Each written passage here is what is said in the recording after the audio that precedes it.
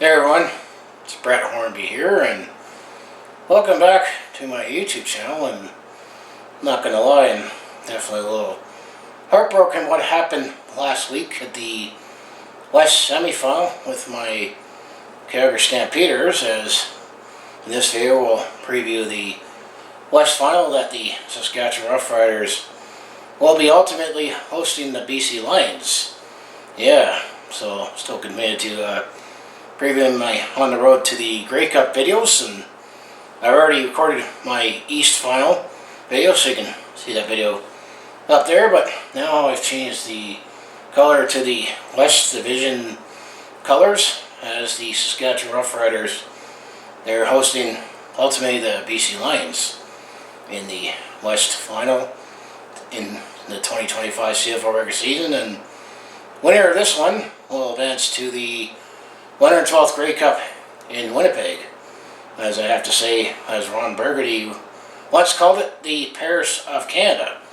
But before I get into breaking down this matchup and what ultimately happened last week, if you want to follow along this Calgary sports fans journey, just make sure you hit like and subscribe, and have my other social media links down in the description below. I'm going to have to say I was ultimately heartbroken twice last week, as Calgary lost a tough one to the BC Lions, and the Toronto Blue Jays ultimately lost Game 7 of the World Series in 7 games and 11 innings, as 9 innings wasn't enough to decide this one, which is why the start times were shifted last weekend. But now with the West Final, this will be on Saturday, November 8th. This will be a 4:30 kickoff Mountain Time. It was an hour earlier last week because of the World Series, but now it's 4:30 Mountain, or be 6:30 Eastern Time, depending on where you are watching this game. And then the fact that we're out of daylight saving time, it's going to be nighttime with this game at Mosaic Stadium. So the recap what happened last week before break down the matchup ahead. The BC Lions, as I say, ultimately won this game. The BC Lions had a 13-7 lead at halftime, and the one thing that ultimately you could say was the dagger is Robert Carter Jr. had a kickoff return for a touchdown in the third quarter that gave the BC Lions a 27-14 lead. And ultimately, Calgary did claw right back. But ultimately, the BC Lions, they won this one 33-30 on a last-second field goal. So yeah, I was definitely heartbroken how this one. But on the other hand, I didn't necessarily want Calgary to win the Grey Cup this year, because you can figure out why I really want them to win it next year. The Grey Cup's here next year. Excuse me, I've been fighting a cold. But anyway, if we take a look at the player stats who led the way for both sides of the ball, well, because of that special teams return for a touchdown, Calgary dominated when it came to the time possession and yards they put up. They only put up 500 yards of offense, so Calgary had their best game against the BC Lions compared to what they showed in the regular season. Unfortunately, still was not enough. I mean, BC, led by Nathan Rourke at quarterback, he was 16-22, threw for 223 yards, but no touchdowns or interceptions. But Nathan Rourke was the lead rusher. On 6 carries, he had 68 yards, but he ran in a touchdown. The lead receiver was Justin McInnes. He had 4 catches for 84 yards. And the leading tackler was Deontay Williams. He had 8 defensive tackles. And then Sean Whyte, including kicking the heartbreaking field goal. He was 4 for 4, with 43 yards being the longest. The big difference being the Robert Carter 95-yard kickoff return for a touchdown. That was definitely the dagger that Calgary had to fight all the way. While the Calgary Stampeders side of the ball, Vernon Adams Jr., he was 33 for passing. He threw for 334 yards, 2 touchdowns. He had a pretty good game, all things considered. Dedrick Mills actually led the way with rushing. He had 14 carries for 111 yards. And then Jalen Philpott was the leading receiver for Calgary. Tyson, his twin brother, was the leading receiver for the Montreal Alouettes. If you saw that video, he had 7 catches for 120 yards and a touchdown.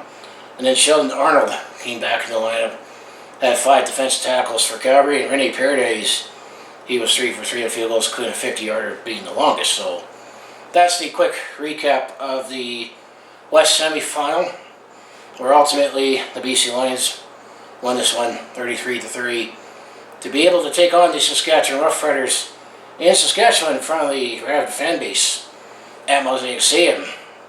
Is that much of a reward? We'll see. But how the matchup breaks down is the Saskatchewan Roughriders. They were first in the West Division. Overall record, they were 12-6, the best record in the CFL for the 2025 season. They were 6-3 at home, which kind of expected. It's one of the tougher stadiums to win in. However, they were 5-5 versus the West. Just to break down the record anymore. And then the BC Lions, they were second in the West Division because they took the season series against the Calgary Stampeders with 11-7 record. They were actually 5-4 on the road and 6-4 versus the West. So could that West record come into play? And then, just like my previous videos, the season series went to one side. As if you look at the season series, this happened early in the season. So a lot has changed since then. Because the first time these two teams met was going back to week 4. This was on Saturday, June the 28th, 2025. The Saskatchewan Roughriders won the first game 37-18. That game was in Saskatchewan. And then they met for only the second time, as they only met twice. This was in week 7. This was on Saturday, July the 19th, 2025, so just before the Heritage Day weekend. Saskatchewan and BC were done with each other on the regular season schedule till now, and the Saskatchewan Roughriders won a closer one on the road against the BC Lions 33-27. So ultimately, Saskatchewan took the season series 2-0. But you can probably footnote it that was early in the season. So a lot has changed since then. Now, as you mentioned, the winner of this game will go to the 112th Grey Cup in Winnipeg at Princess Auto Stadium. That game will be on Sunday, November the 16th, 2025, 4 p.m. Mountain Time, or depending on where you are. So that is going to be the kickoff. Now, on this part of the video, if you're thinking, it's been a long time since either the BC Lions or the Saskatchewan Roughriders have last played in the Grey Cup, that's because it has been. Well, looking at 9 of the last 10 seasons out west, either Calgary or Winnipeg has represented the West in the Grey Cup, with the odd one appearance with the Edmonton Elks. Well, the last time the Saskatchewan Roughriders were in the Grey Cup was back in 2013, was a very, very memorable Grey Cup for the Saskatchewan Roughriders. It was the 101st Grey Cup in Regina, so Saskatchewan won it at home that season as they won it 45-23 over the Hamilton Tiger Cats. The BC Lions, they last were in the Grey Cup in 2011. This was the 99th Grey Cup, and just like with the Saskatchewan Roughriders, BC got to win the Grey Cup at home as they defeated the Winnipeg Blue Bombers, who at that time actually was representing the East because Ottawa was not in the league, and BC won that one 34-23. So both teams are looking for their first Grey Cup appearance in over a decade. Both teams last when they were in the Grey Cup, they won it and hosted it. That's why I really want Calgary to win the Grey Cup next year, and despite being heartbroken, it always sucks to lose the last game of the regular season. I'm willing to take the pain now if it means we win it next year. And then the Flames, I'm willing to take the pain now if it means we get to draft Gavin McKenna, but that will be in another video. Now, playoff history. There's been a mixed playoff history, shall we say. This one I went back 4 times because The last 3 times, which I traditionally do, were all semi-final games, but I had to look back. When was the last time that these two teams played for a final? Well, the last time these two teams played each other was just last year in the West semi-final, and the Saskatchewan Roughriders defeated the Winnipeg Blue Bombers 28-19. That game was in Saskatchewan.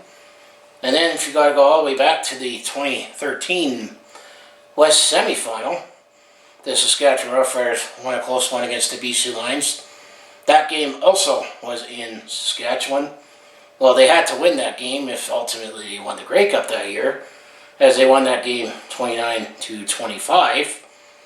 And then going back to 2010 in the West semi-final, once again this game was in Saskatchewan, as the Saskatchewan Roughriders, they won a wild one, 41-38 over the BC Lions, and that was in overtime.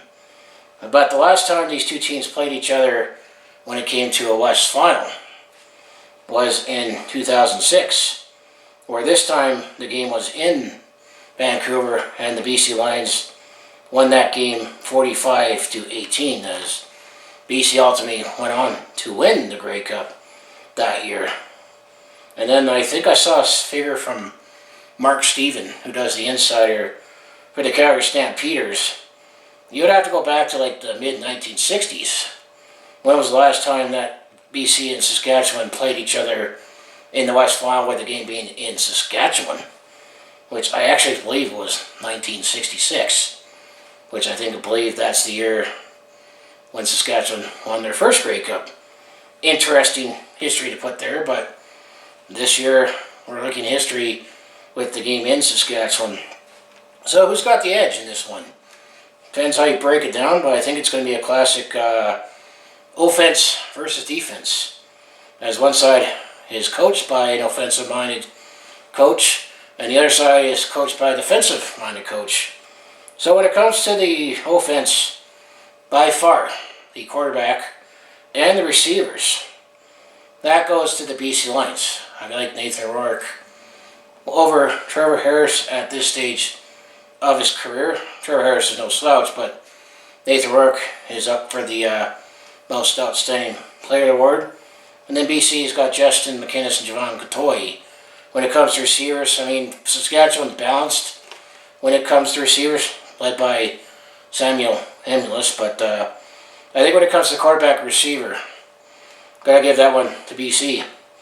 However, when it comes to the run game and the offensive line, I think Saskatchewan's got the edge in that one, and that could come in handy, especially the run game. If it's a close game and Saskatchewan wants to shoot the clock with A.J. Ouellette, James Butler actually is a game time decision. But Horvat, I know was his last name, was running back for the BC Lions, and he ran over 100 yards when BC was here and destroyed us. So it depends on, I'm going to still like A.J. Ouellette at running back, regardless who is on the BC side of the ball. But I think Saskatchewan will take the run game, while the passing game will go to the BC Lions. Now when it comes to the defensive line, it's kind of a push, because you got Matthew Betts, the sack master for the BC Lions, but then you got Jameer Thurman for the Saskatchewan Roughriders.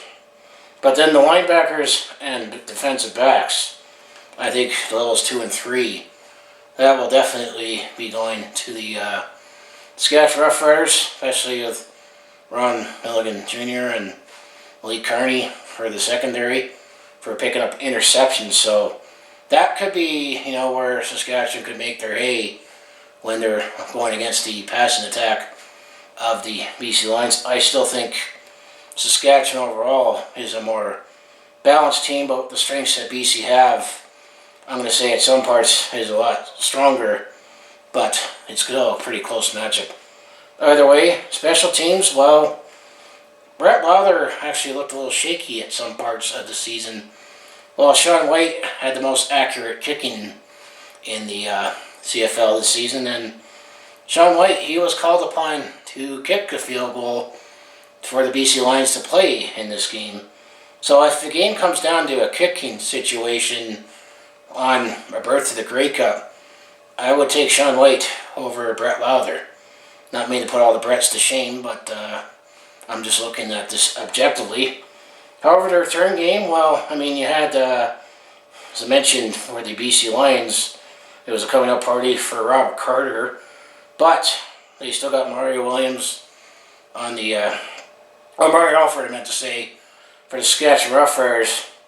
They still seem to have the edge in the return game, but we might say that could be a push there as well when it comes to the return game. But whoever has the better return game, putting the team in the best field position, will lead the victory as well. So in this part of the video, I'll put in this team will win if Saskatchewan will win.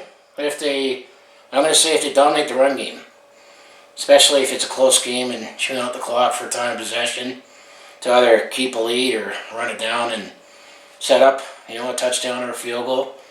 I think Saskatchewan will win if they win the run game. And Saskatchewan will win if their secondary can suppress the passing attack of Nathan Rourke, especially shut down Devon Gatoy and Justin McInnes. I'm going to say BC will win.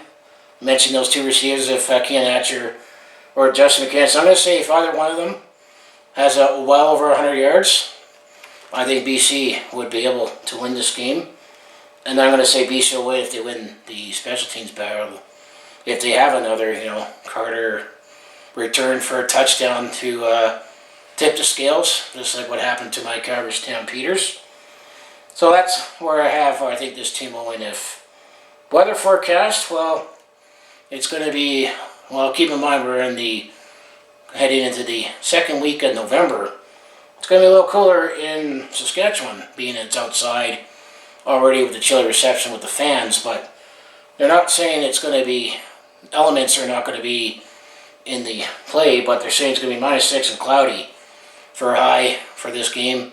But given that this game will mostly be played when it's dark out, now that we're on standard time, mind you, Saskatchewan's always on standard time either way, but it's going to be dark given this time of year. They're forecasting a low of -14 and mostly cloudy, so I'm going to say whoever is most prepared to deal with the cooler weather, I'm going to say BC is definitely not in the comforts of BC Place and being in a dome, but all games are outside on the road to the Grey Cup, being that this is the second last game of the CFL season, and then the Grey Cup in Winnipeg was also outside.